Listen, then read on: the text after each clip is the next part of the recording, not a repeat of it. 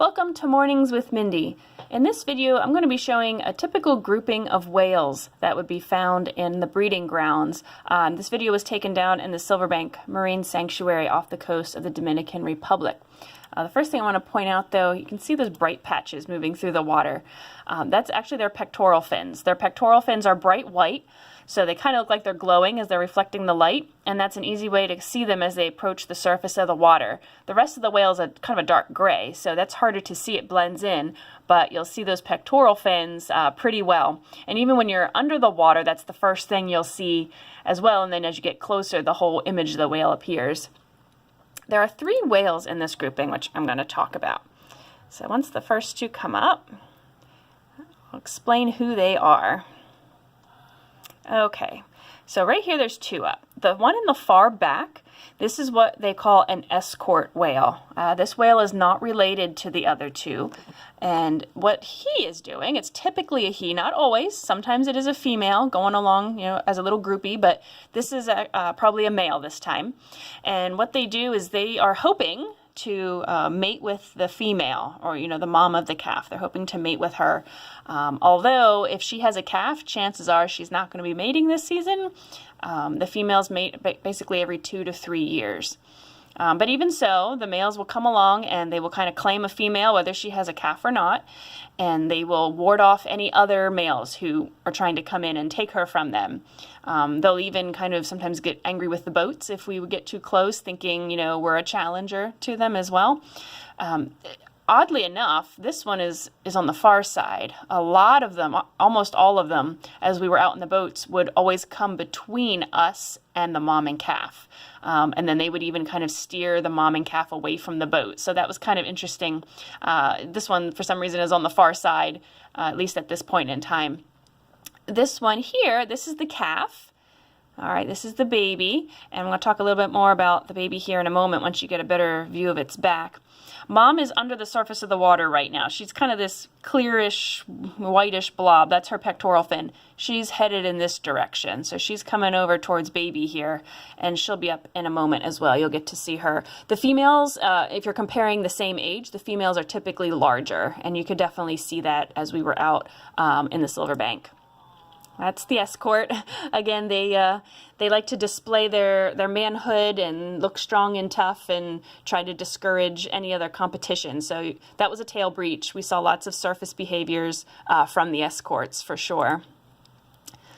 All right, in a moment, baby will be up. I want to point something out about the calf as well. Babies hold their breath just a couple of minutes, so they can't stay down as long as the adults. All right, here's the escort. And then here's baby. Okay, so right here on this baby's back, you can see it has a dorsal fin. I don't know if you can get a real good look. You can see it's kind of flopped over. And that's because when the calves are born, probably just to help out mom, their dorsal fin is not straight and, kind of erect like the adults are.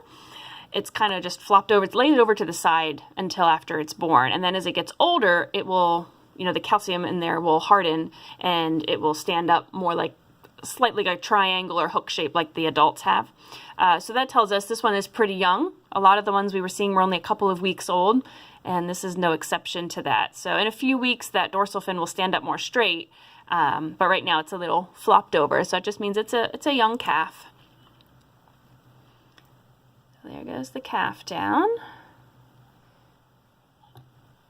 And there's mom. So this is mom. Mom has a very distinct hook, and her dorsal fin was pretty heavy.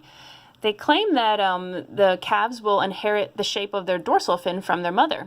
So this calf that we saw will probably end up having a similar shape to its dorsal fin as mom does.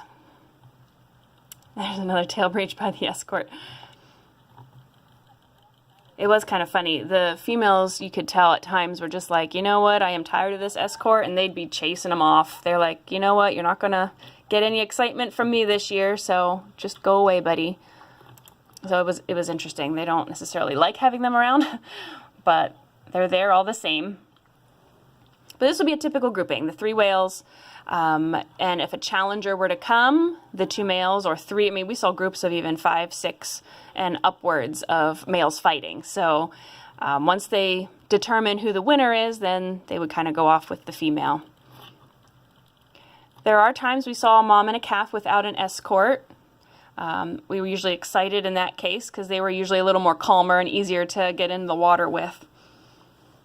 And sometimes you would see just a male and female too. If the female does not have a calf, then she will most likely mate and then give birth the following year down here in the Silverbank. Not all escorts are wild like that, and they do take a rest now and then. Later on I'll be posting a video of when we were in the water, and you can see a very calm escort who was there and allowed us to get in the water with them as well. So look for that also on the site. Thanks and have a great day.